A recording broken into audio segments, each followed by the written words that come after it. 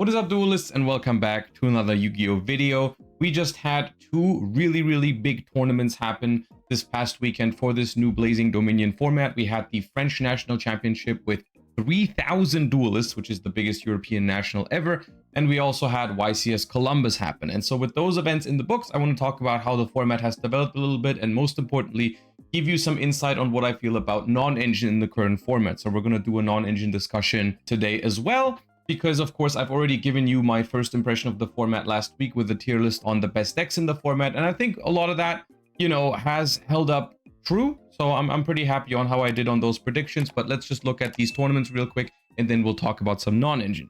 But first, a quick word from today's sponsor. Have you been using the same old boring browser forever? Upgrading your browser to Opera GX is going to feel just as good as finally rarity bumping your favorite card in your current Yu-Gi-Oh deck. Opera GX is a gaming browser that is just as customizable as a Yu-Gi-Oh deck. With GX mods, you can basically customize everything about your browsing experience. From wallpapers to background music, keyboard and tab sounds, as well as custom icons, shaders, and cursors, and you can even mix and match different elements at the click of a button. If you're watching a deck profile but want to build the deck in another tab at the same time, or do something completely different on your PC even outside the browser, that's no problem, since there's a video pop-out feature that lets you keep watching while you're doing other things. And if you're ever trying to find the best version of Sky Striker Ace Ray to pick up and want to compare prices side by side, you can just use Opera GX's split screen feature, which makes stuff like this super easy. This is one that I've personally been finding very helpful. And last but not least, if all that sounds great, but you're worried that switching over from your old browser might be too much work, then don't worry about that, since Opera GX comes with a quick import feature for browsing history, bookmarks, and settings. As you can see, there's nothing stopping you from trying out Opera GX today and customizing it to your heart's content.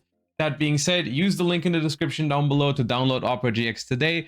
Thank you to Opera for sponsoring, and let's get back to today's video. Alright, so in the French National Championships, of course, we had Cool Tune taking the entire thing with also 5 spots in the top 8, which is pretty impressive for Cool Tune. I want to give a special shout out to the branded deck, however, with the French National Championships, because I was casting this event live. I was in France for this tournament. It was a lot of fun. And we did have win rates and conversion rates available as statistics throughout the day. And the branded deck actually was performing incredibly well throughout the Swiss rounds. It was less popular than the Cool Tune deck, but it put up incredible win rates. There was a point in the tournament where we looked at the slide for the win rates against the other 5 most represented decks in the format, and it had positive win rates above 50% against every single deck in the format. And ultimately, only one ended up making it into the top 8, with Julian getting second place. But still, I think Branded has established itself as one of, if not even the best deck in the format at the French National Championships, as well as YCS Columbus, where it got second place in the hands of Lucas Sacco as well, only falling short to Dracotail in the hands of Jesse Cotton. I mean, this video is supposed to be about non-engine. I just want to talk about the format a little bit because, you need to understand the format in order to understand the non-engine. But just because I know people are going to ask, like, what do you think of Dracotail winning this YCS? I think it's mostly the accomplishment of Jesse Cotton rather than Dracotail. I still stand by, I don't think Dracotail is a super good deck this format. Even Jesse himself said that he didn't expect to do well. But at the end of the day, he is Jesse Cotton. So, he was able to win regardless. I still wouldn't expect Dracotail to, perform in a massive way. I personally don't really see a reason why it would be a better deck than like pure Branded, for example. Anyways, all of this is to say that I think Cool Tune and Branded have established themselves as the best deck in the format, or the best 2 decks in the format. However, Sky Striker made top 4 at both tournaments. Doom Z was performing well. Artmage was performing well. There was a decent amount of Mitsurugis, even though none of them topped in France, for example. Artmage made top 8 at both tournaments. So Media Slow is going well, Sky Striker is doing well, and Branded and Cool Tune are the 2 decks to beat. And with that, we're going to jump into some non-engine discussion. Let's begin. We're going to talk about Handtraps and Boardbreakers. I've taken out some of the less popular ones. We still have a decent amount of cards to go through. If there's a certain card that's not included, feel free to drop it in the comments down below. I'll try to answer as many as I can as usual. Let's get started. Fallen into Virtuous. Fallen into Virtuous, in my opinion, is a card that should probably be in your deck right now for 2 reasons. Number 1, you're playing Branded, then of course you're playing the card. Number 2, I think that neither Boardbreakers or Handtraps alone are completely insane right now. Like, for example, both Cool Tune and Branded have hands that are just incredibly hard to stop with Handtraps alone. Like if Branded draws the Fallen of the White Dragon and they use the effect in hand, they send a fusion monster from their hand to the graveyard for cost already. So at that point, if you're interacting with the Fallen of the White Dragon, you're not trading favorably, right? Like if you Veiler it, if you Imperm it, if you Ash or Bell it or whatever, right? They're still going to get follow-up with the graveyard effect. They have more cards in hand. It's unlikely that Handtraps trade positively into those kind of situations. Of course, if your opponent doesn't open access to the Fallen of the White Dragon directly, but then you have to like Ash the High Spirits or Veiler the Aluber, that can work. Absolutely. At that point, you could trade favorably with the deck, but it's just not consistent. So what I'm trying to say by this is it's unlikely that all hand trap approach is going to work for you. And the same is true against Cool Tune. If Cool Tune opens access to Rotary plus a level 3 tuner, you know, they're going to make Trackmaker and you're not going to be able to keep up or stop them from playing completely, I think. So and that's something to consider with all of these hand traps. A lot of these hand traps, this format, and this is actually, in my opinion, an incredibly positive thing about this format, is that hand traps are unlikely to stop the opponent from playing completely, but there are certain choke points where hand traps are valid. So long story short, I think the best approach is going to be a mix of both of these types of cards. Because like if it was just for Cool Tune, you would say like, okay, let's just play Boardbreakers alone because that actually does work against Cool Tune. But against other decks in the format, that does not work so well. You know, like it might work against something like Doom Z, but when you're looking at some of the Archmage boards or also what Jeff Jones was playing at YCS Columbus, like the Power Patron, the pure Power Patron deck, if those decks go completely uninterrupted, you're going to have a really tough time with just Boardbreakers. So I think in reality, you're going to see the most successful builds on a hybrid between hand traps and some Boardbreakers. And this is where the Fallen at the Virtuous comes in. This is where the Fallen at the Virtuous is at its best, is if you put your opponent on a half board with like 1 or 2 hand traps, and then you play into that board with like a couple of engine cards plus Fallen at the Virtuous, the card is perfect for that. Because it helps you solve half board situations, especially against Cool Tune. You know, you can force out the Zaylin, you can dodge RS, you can destroy the RS if it's summoned before the main phase. You can destroy your own card if you're trying to dodge Imperm or Veiler against Cool Tune. There are so many applications for this card. And of course, its strength lies in the grind game, which is one of Cool Tune's weaknesses, right? Is the grind game sometimes, as well as against Branded. If you want to have any chance in the grind game, then you better have the Fallen at the Virtuous in your deck. Of course, it does come at the expense of your extra deck, but personally, I find this card to be phenomenal. Whether you're playing a more hand trap heavy approach or more Boardbreaker heavy approach, this card should probably be in your deck. Even the Cool Tune decks at the French National Championships were playing this card. At least a lot of the successful ones were. I think in top 8, we had 5 Cool Tunes, and I think all 5 were playing the Fallen at the Virtuous in that deck. The point where you're playing like 18 hand traps or something, the ones you start adding at that point, they just become mediocre. So I think it's better to just like play good cards like that. So I'm a big fan of this card. Also, I want to say I think this card being good and popular does not necessarily mean it's unhealthy for the game. I actually am incredibly happy that I can tell you guys that, hey, this card is one of the best non-engines in the format right now. I'm really happy about that. You guys know how much I love like the back and forth gameplay that like removal cards like that create. And when a card deck that pops a card and creates follow-up is a good card in the game, I think the game's in a good spot. So I'm happy about it. All right, let's talk about hand traps. If you are playing a deck that can facilitate these cards, I think a lot of the Dominus cards are really, really strong right now. I think Dominus Impulse, I mean, I can throw them in best. I think Dominus Impulse is a phenomenal card right now. It's really good against Branded, especially on your own turn, actually. I think this card has great applications on your turn against Branded because you can stop the fuse effect of the Fallen of Albaz, which is a very big deal in their disruptions. Once again, if you're playing a hand trap strategy, hand trapping them down to a half board on their turn, and then having something to stop the Fallen of Albaz on your turn, I think is one of the best ways to beat Branded. So this card does that. And then also, of course, has great applications in other matchups. Do not expect to win the game off of this card alone, but that's a good thing. Like I said earlier, hand traps are unlikely to stop people from playing completely, but even against Cool Tune, you know, stopping Q, stopping Cool Tune Synchro, it's a great card. Purge is good, less powerful than Dominus Impulse in my opinion, but if your deck can play Purge, you should definitely consider it. And Dominus Spark, in my opinion, is absolutely phenomenal. I love the design on this card because it's removal and not negation. And I think it holds up pretty well this format. You can do all the things that we just mentioned with Dominus Impulse against Branded as well. You know, you can stop the Albaz on your turn, just banish it. Banishing it is massive too. If your deck can play Impulse, Spark, or Purge, honestly, you probably should be playing it. But I do think Purge is a little bit weaker than the other two. One of the best uses of Dominus Spark as well is that it puts Cool Tune opponents into a very weird spot.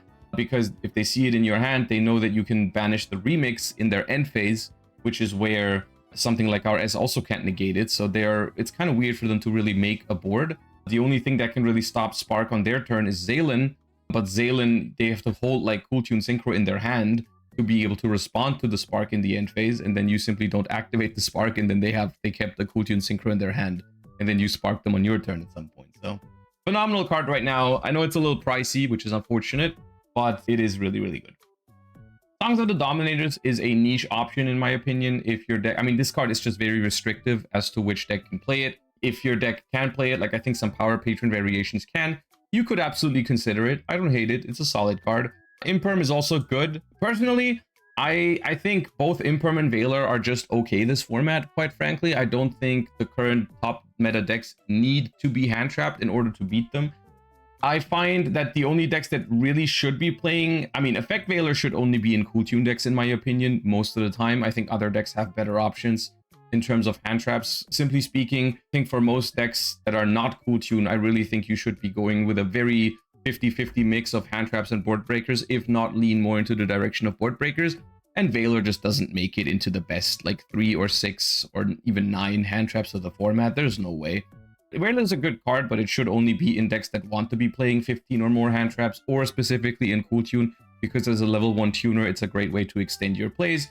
Imperm, similar thing. I think for a lot of decks, it's not going to be the highest priority, but it still is a good card.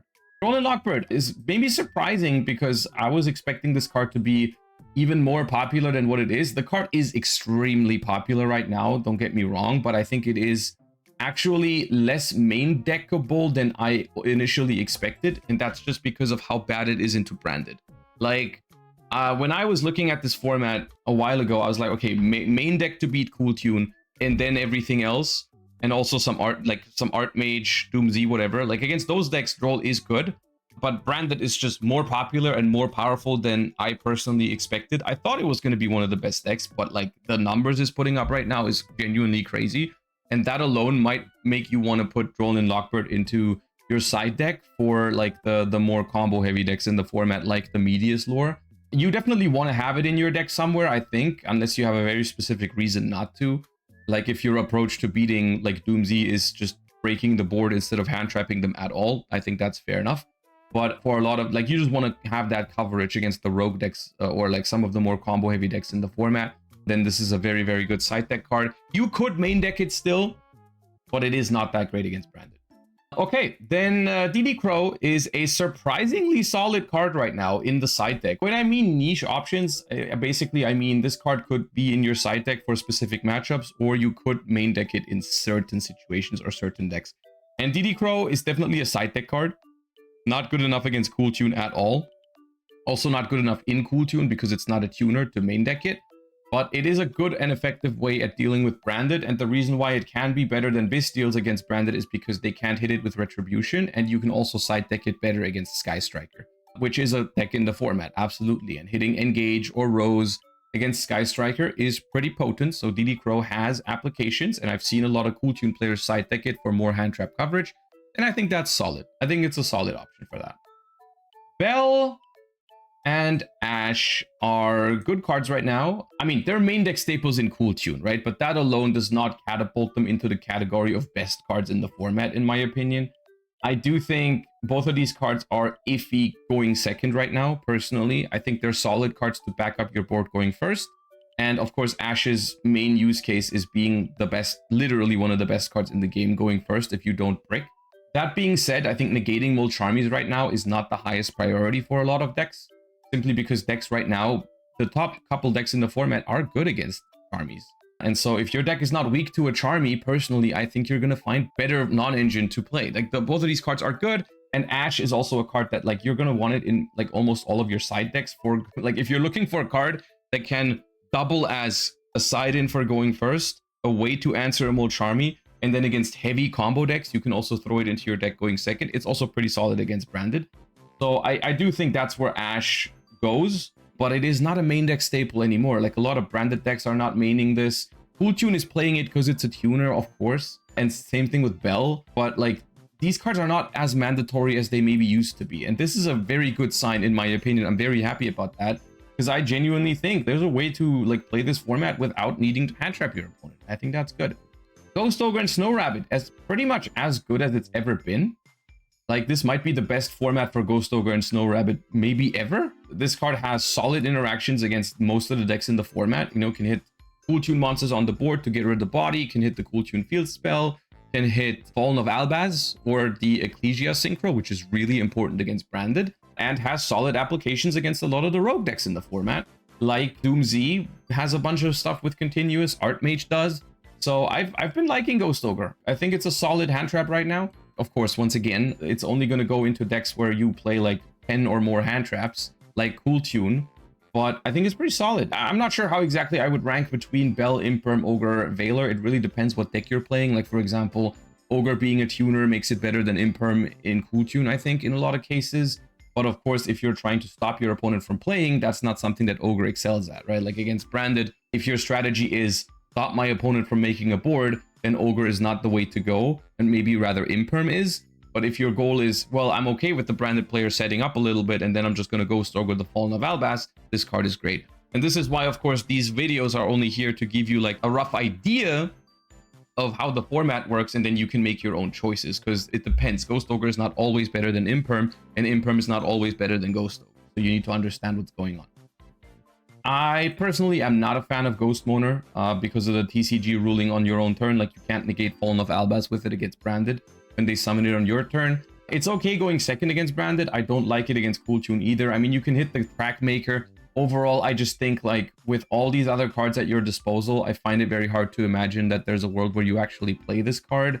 Maybe if you're going really crazy with Cool Tune and you want to play like over 20 hand traps, but you don't want to play the side frames because they're bad going first, and you don't want to play Driver, then maybe, okay, like your hand trap number 22, 23, 24 could be Ghost Mourner. But I don't even know if the deck wants to play that many hand traps right now, and other than that, I don't see Mourner making its way into the deck. Ghost Reaper is a niche option. I think it's solid against Cool Tune, actually, to hit the Track Maker out of the extra deck. That mainly applies, I think, in the Cool Tune Mirror match. I don't hate this card. It does only go into very specific approaches, though, because you don't want to like hand trap your opponent 3 times and then also use a Ghost Reaper. Like, if you're using Ghost Reaper against Cool Tune, you want your opponent to actually have like engine and just make it really awkward for them, and then you want to have a strong engine hand to push into their awkward half board and force them into a grind game without Track Maker, and that's what Reaper is good in.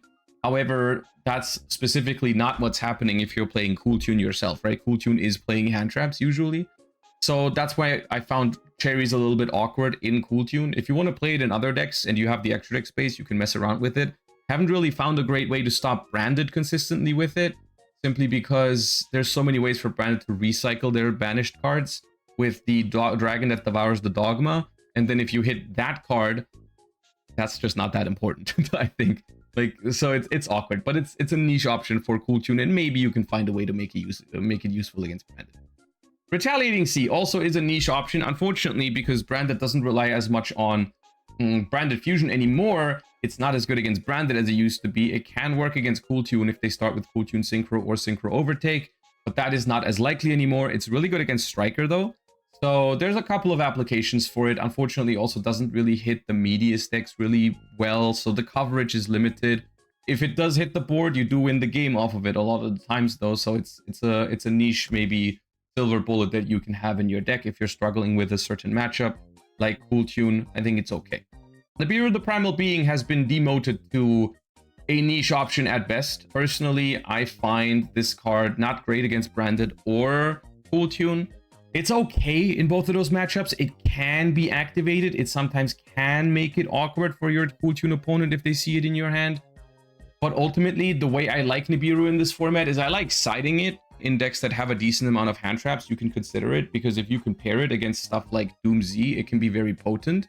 You just need to stop them from accessing Varudras and Regulus, or you need to have like Imperm or Veiler or something for the Varudras or Regulus, and then Nibiru can really punish them super hard.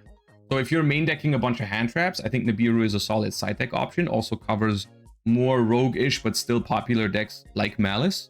So I don't hate the card this format, but I do think it's demoted to a side deck. But yeah, Shifter is a phenomenal card. If your deck can play it, you probably should. That's that.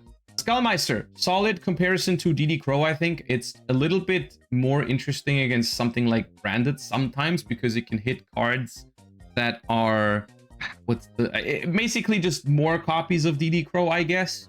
But sometimes it can be better than DD Crow. I'm just trying to think of scenarios where it is. Like against Mitsu, it can be better because instead of like banishing a card that then can't activate, you can Skullmeister it instead to prevent the once per turn from, like, the once per turn is used up if you Skullmeister a Murakumo in the graveyard, whereas if you Crow a Murakumo, they could then theoretically later on tribute another one to get the effect still. But then again, banishing it can be great. Also, Skullmeister can't get Belled, which is a popular card in some decks, so it's somewhat interesting.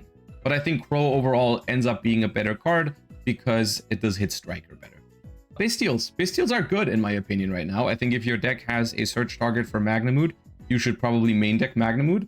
At the very minimum, I like siding Bastial packages in the decks where it makes sense. In the decks where the cards have synergy with your deck, like Branded or Malice, I think you should be trying to play even maybe multiple Bastials in the main deck if you can fit them. If not, side deck more. I think Bastials are in a great spot right now because they are solid against, or really good against Branded, solid against Sky Striker, solid against some rogue decks like Mitsurugi, which, I mean, Mitsurugi is not really a rogue deck. And then against Cool Tune, Magnamood in particular is cool because it shuffles your deck so they don't know what you're going to draw. I like Bastials a lot right. Side frames, as much as it pains me to say it, are good this format, especially in Cool Tune, but also in, like, this is the card that you play when you try to hand trap your opponent to death, right? You play Gamma and Delta, which I don't think is the most consistent plan, but it's a plan that can work. So if you're not trying to play the grind game against Branded because your deck just cannot beat them in the grind game, maybe your best bet is, well, try to negate High Spirits, try to negate Opening, try to negate Aluber, and so on. Just throw hand traps at them, and that's how you try to win going second, which can be a valid approach against the deck. And then, most notably, in those kind of instances, you wouldn't play cards like Ghost Ogre, I think. But the side frames make sense, especially in Cool Tune, but in some other decks they could as well. So they're not bad. Izuna, in my opinion, is actually an interesting card in this format. The problem is just that most decks simply don't have extra deck space to play this card effectively. But as a defensive hand trap, I actually don't hate it. Like, if Cool Tune reveals Rotary, Izuna is immediately live. You can do some annoying stuff to the deck. You can, like, make Valon book one of their monsters. That's neat.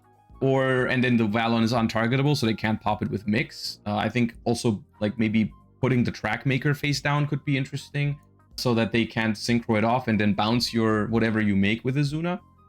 So it's neat. Also against Branded, it's basically always live. And also Ripper is a good card against Branded to negate graveyard effects. Threaten maybe like a Zeus on the follow-up turn. It's an interesting card. It's just that you need extra deck space for it, and most people are using extra deck space for Fallen into Virtuous or Super Poly, which we're going to end up talking about later. Lancea is meh, not enough Malice to play this card, but technically still works against Malice, so that's that.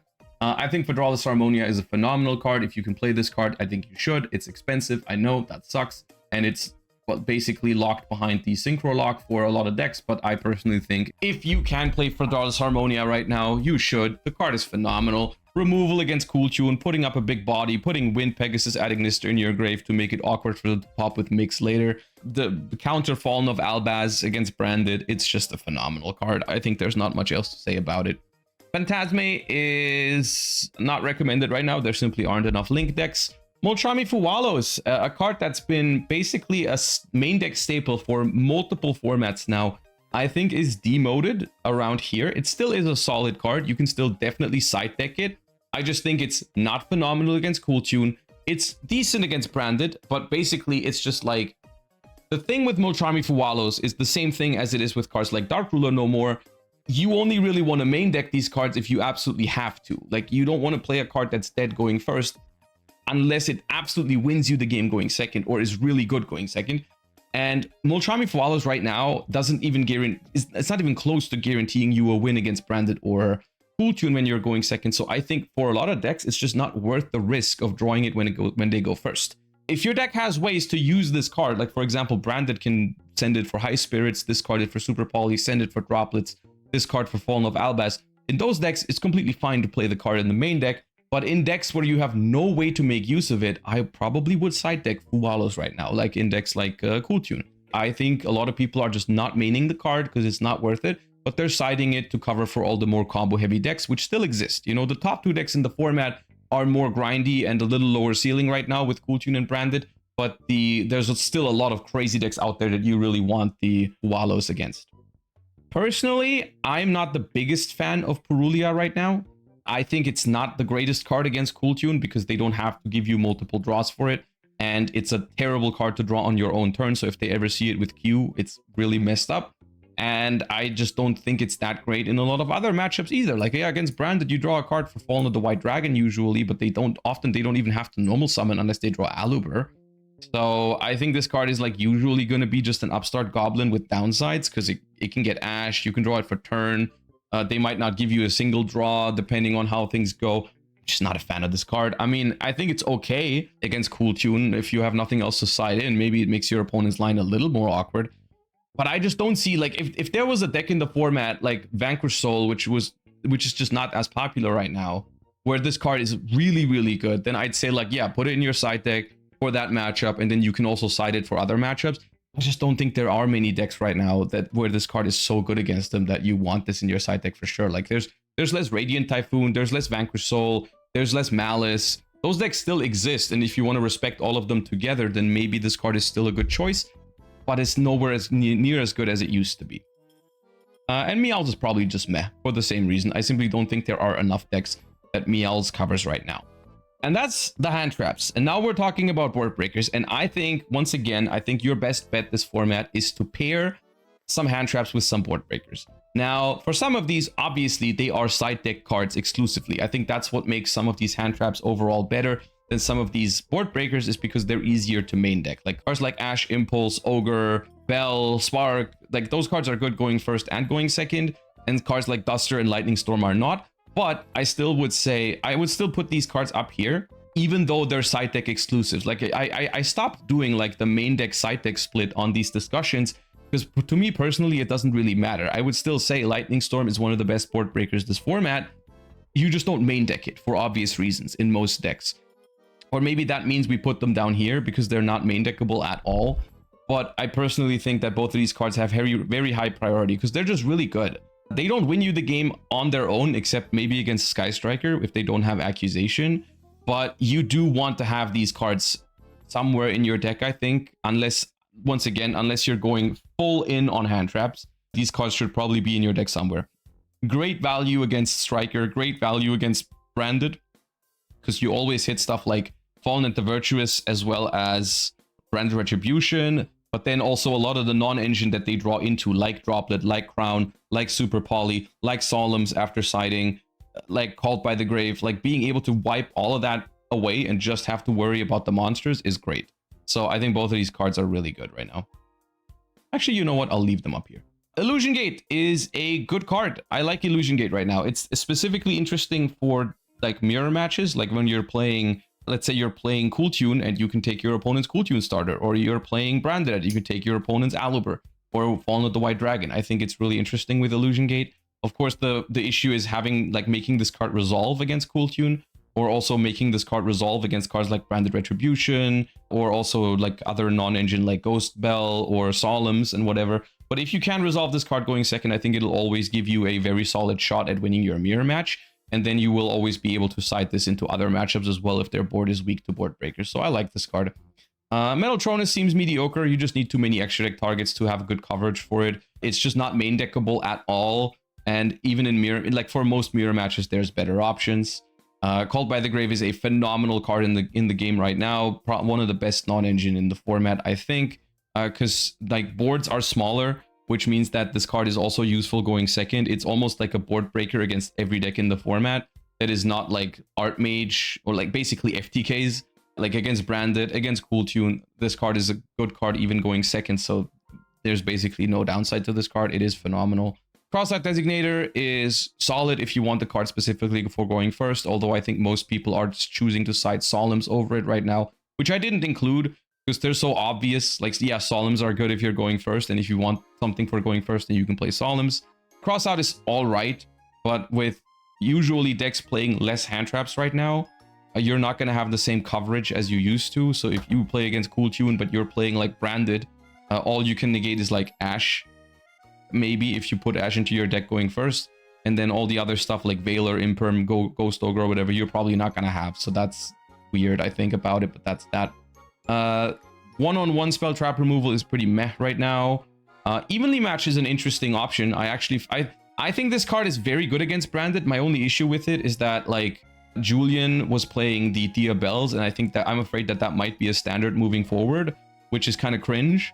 But if that is the case, then I find Evenly very risky. Other than that, it's an interesting card. It just doesn't work against, like, the Archmage and like against Doomsday. If you let them full combo, they have ways to negate it, which makes it mediocre.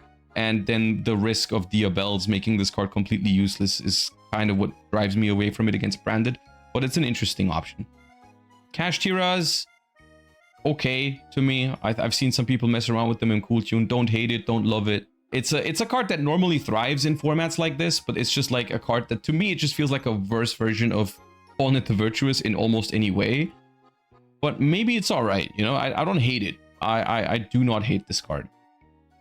Lava Golem and Sphere Mode are okay, in my opinion. I think they're not bad, but I also do think that, like, typically Spell Trap removal is better than monster removal right now, because most of the decks really excel at interrupting from hand and graveyard and back row.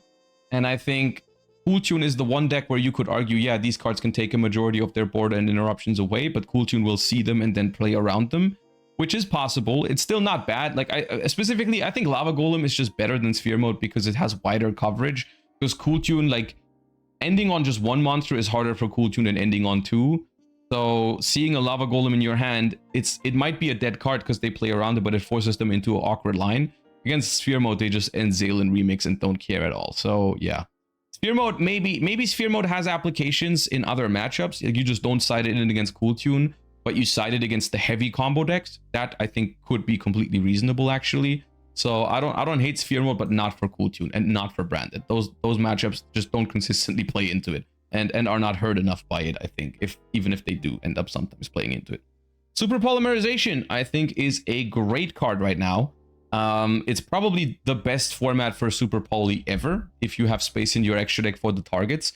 Good card against Branded, good card against Cool Tune. Yes, they can play around it, but it makes it awkward for them. And if you can force them into a grind game after they play around Super Poly, that's all you need, because you can still set the Super Poly and use it as interruption. You can Super Poly with your own cards if you're playing Branded, for example. Literally one of the best formats for Super Poly of all time. Boards are breakable right now. Yeah, card is good going first. It's everything you could ask for Super Poly.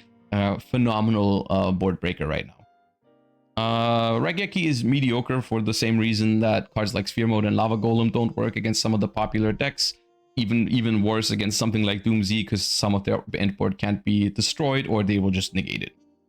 Droplet is good. I like Droplet. A similar vein as Super Poly. You know, boards are breakable right now. People have powerful spells they want to make resolve against cards like RS. So big fan of Droplet if your deck can send a couple of cards for it. And that's that.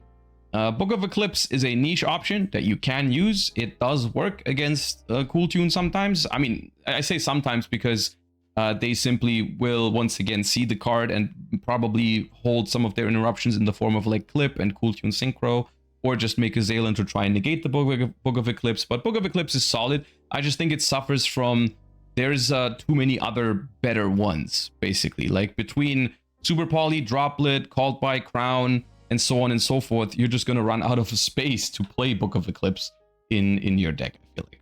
Pankratops is meh. Pankratops is okay, probably. It's just, once again, similar problem as Book of Eclipse. You're going to have other options that are just superior to Pankratops, I fear. Love this card, but I don't think if this is the format for it, but I wouldn't hate if you played it. Like, I'm just thinking like, okay, yeah, against Branded, just summon it, threaten maybe the battle phase, and if they ever tag out into Albaz, you can pop the Albaz. Or if you care about Retribution, you can pop the Retribution because you know where it is. If you care about Fallen, pop the Fallen. There's a lot of ways you can utilize this card, I suppose. Cool Tune, same thing. You know, you can summon it as a quick effect to dodge Zalen. So actually, you know, I can see it. I can actually see it. I don't hate it. Dark Ruler No More is a solid side deck option in my opinion. It is a card that the Cool Tune player will definitely have to think about how they interact with it. But mainly, I think it covers stuff like Doomsday relatively well. It's a very solid card against Doomsday, so I don't mind it.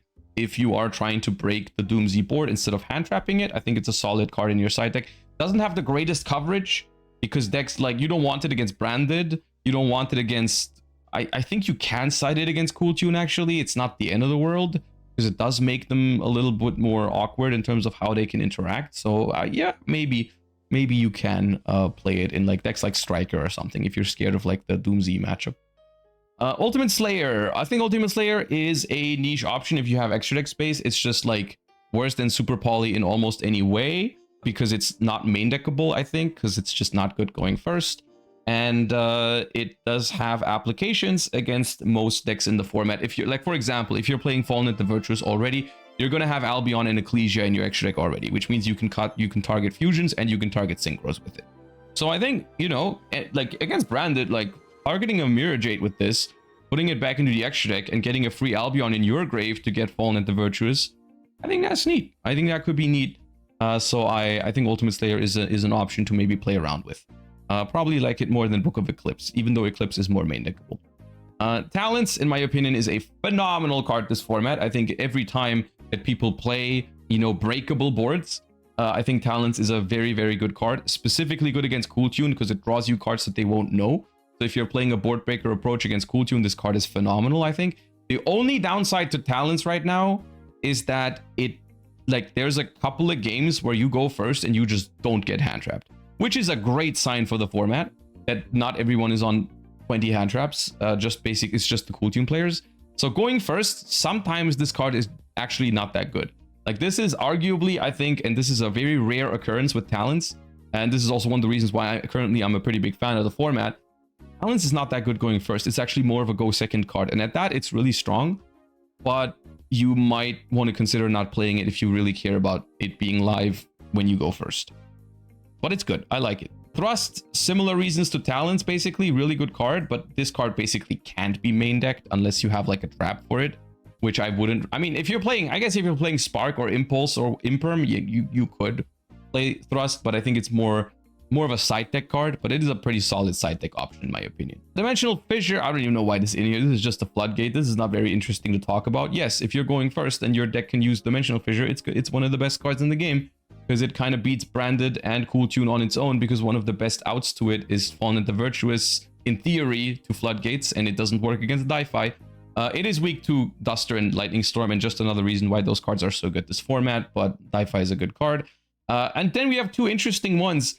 Super Duper Polymerization is an interesting one I wanted to bring up as basically like a additional copy of Super Poly that doesn't work going first, so I would only recommend siding it. But there's a couple of interesting things you can do. Like if you're playing, let's say, Super Poly and Fallen at the Virtuous in the main deck, if you're playing against Cool Tune, this forces your opponent not to end on Zaylin, because if they make Zaylin ever, you can just Super Duper Poly, summon Albion, and then make a fusion with that, depending on what you want to play. And then you get the Albion in the grave for your Fallen at the Virtuous for the grind game. So it's a pretty solid one against Cool Tune in that sense. The problem is if your opponent doesn't end on Zaylin because they see this card, then you might be in a weird spot because, well, do you have targets for the other cards in their deck? Probably not. I think if you look into it and you find some other targets to maybe target like an RS with this, then this could be a very solid board breaker against Cool Tune, so I wanted to bring it up. And of course, against Branded, depending on what deck you're playing, there's also a lot of targets for it. So it's an interesting card, so I wanted to include it here, even though I haven't personally tested it. From what I've heard, it seems like a pretty solid option. I actually like the idea of it. And then Forbidden Crown.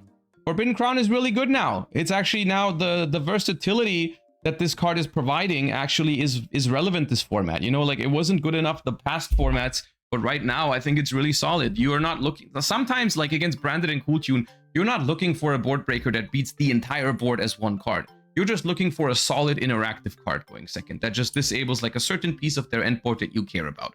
Crown does this exceptionally well. It's also a great card going first.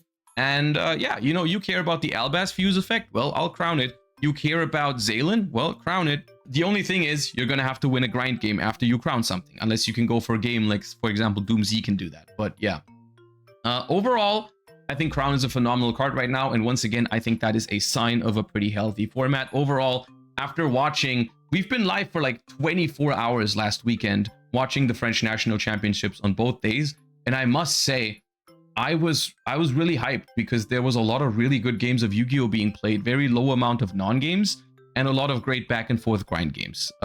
it doesn't even matter if Cooltune or Branded was involved, honestly. Even Cooltune, if it was up against other grindy decks like Branded, provided some really good games. Like we had like a 90-minute finals, which was really hyped to watch. And I'm hyped for this format. I think it's good. I think there's a lot of really cool cards that are good right now. And I think the gameplay really calls for, like, you don't want to hand trap your opponent to death. You don't want to just activate one auto win board breaker. You want to play back and forth Yu-Gi-Oh with your opponent. And so a lot of the cards that promote that playstyle, except for maybe Called by the Grave and Shift, I mean, the Floodgates, you know, I just have to tell you that these are good cards, unfortunately. But the majority of these cards, you know, Fall into Virtuous, Federalist Harmonia, Spark, Brown, Droplet Super Poly, Talents going second. Like, these cards just provide healthy back and forth grindy gameplay into boards. Cards like Ash and Fuwa and Bell are still solid cards that you can play to hit at certain... Actually, like, there's a couple more choke points than Ash now than before against, like, the Branded deck, which I think is cool. So yeah, I'm a fan of the format. This is what I think about non-engine right now. Let me know what you think with the German Nationals coming up that I'm going to be playing this weekend. Thank you for watching. Stay tuned for my deck profile from German Nationals, because that's probably going to be next up. Yeah, make sure to subscribe. See you next time, duelists. Bye-bye. Peace.